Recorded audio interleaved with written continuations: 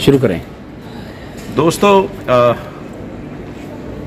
शाम 5 बजे से मैं इस इस्लामाबाद एयरपोर्ट पर क़ैद बामुशक्क़त काट रहा हूँ और तकरीबन 100 से ज़ायद पैसेंजर, 150 से ज़ायद पैसेंजर जो हैं वो बोइंग 309 के विक्टिम हैं।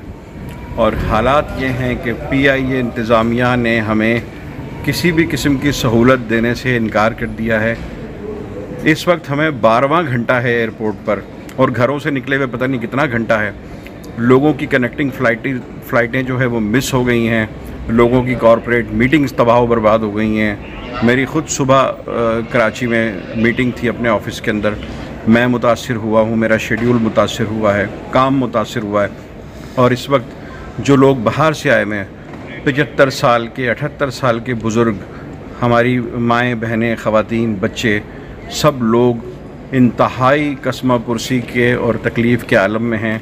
और इस एयरलाइन ने किसी किस्म का भी इस किस्म का सर्द मोहरी और इस किस्म का कोल्ड शोल्डर दिया है जिसकी कोई मिसाल नहीं मिलती। मैंने अपनी ज़िंदगी में ऐसा कभी नहीं देखा कि किसी जहाज़ का पेट्रोल ना हो और उस पेट्रोल की वजह से जहाज़ ना उड़ रहा हो। ऐसा मैंने कभी न्यू खान और कोहिस्तान की बसों में नहीं होते हुए देखा जो मैंने इस मरतबा PIA में होते हुए देखा है। हमारी टांगें जवाब दे चुकी हैं और हम लोग भूखे हैं। यहाँ खाने का कोई इंतज़ाम नहीं है, पीने का पानी अभी लड़ झगड़ कर सिविल एविएशन की मुदाखलत से मंगवाया।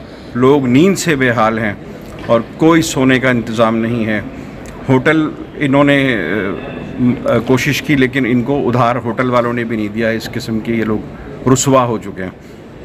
बहरहाल मैं दोस्तों को बता रहा हूँ, ख़ास तौर पर अपने मीडिया के दोस्तों को, कि इसको हाल इंशाअल्लाह हमने सिविल एविएशन के रजिस्टर में तमाम पैसेंजरों ने शिकायत दर्ज कर दी है और इंशाअल्लाह ताला हम